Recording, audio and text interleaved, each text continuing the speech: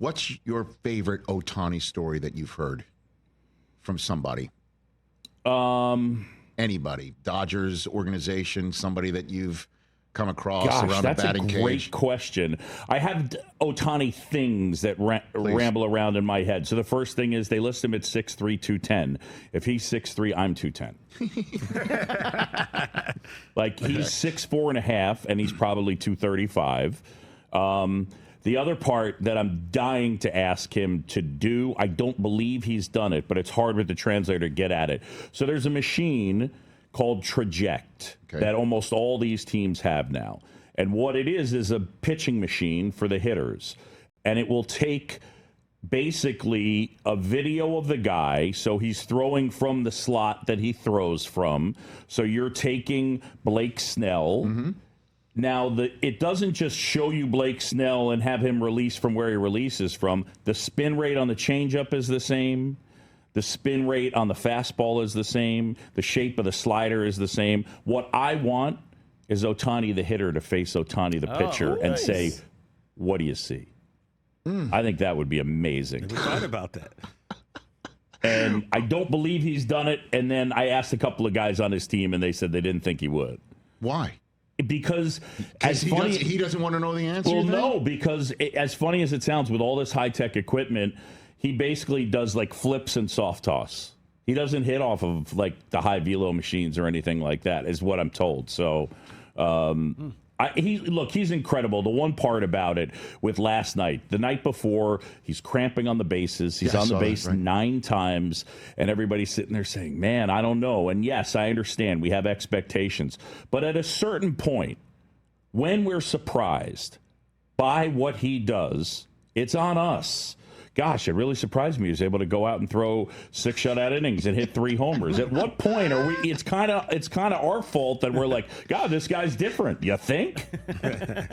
You know what I mean? So I just, it's stunning. It's Little League type stuff what he's able to do. And the Little League type stuff is also the fun that he's having as well. I love the smile. It's not just that. It's not just the smile too. It's the living in the moment and having fun. There was a moment last night. Again, he gets the leadoff walk, not the intentional, unintentional, whatever we want to call it.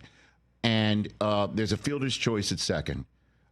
I don't know if it was the shortstop or the second baseman who fielded the throw for the out. Mm-hmm. But Ohtani slides in, and his cleat lands on top of the foot of the fielder. I don't know if you saw this moment. He took I guess the back of his glove or something, and he wiped off the fielder's top of his foot because he left a dirt smudge or whatever, and then just kind of looked up at him. I don't know if he winked at him or whatever, and ran off the field. I've never seen anything like that. It was like he has those moments whether it's with his opponents or just being able to live and saying, I'm having fun at this. I could not agree more that it's a rarity that we get to see the competitiveness and the joy at the same time. Right. You know, for the most part, with Michael Jordan, you would see the competitiveness. You wouldn't see the joy until it was over.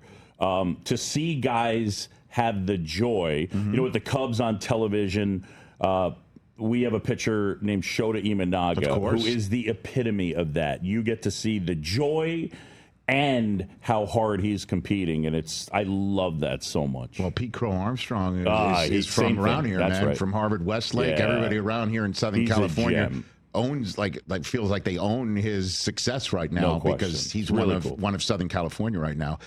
He probably can eat wherever he wants in Chicago right now. Yeah, he's 23 years old. He has a self-awareness and a maturity.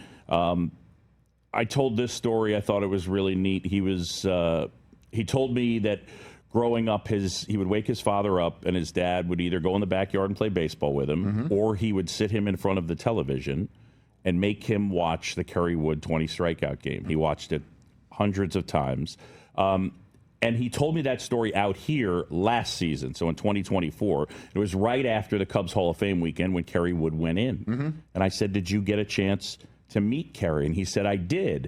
And I said, did you tell him that story? And he said, nah, man, that weekend's about him. It's not about me. I didn't want to make it about me. And for a 23-year-old kid to have that level of awareness, and it plays out constantly, his ability to reflect. I mean, look, he's still working on things and learning and growing, but at 23 years old, as a human, he's interesting, and I really love the kid. That's amazing, because it really is about Kerry Wood to go up to Kerry and say, hey, yes, you're... But it's still, I love that, the telling humility? that about, that he's special. Hey, you made it all the way to the end. Thanks for that. Check us out every single day streaming live on Disney Plus and the ESPN app 12 to 3 Eastern.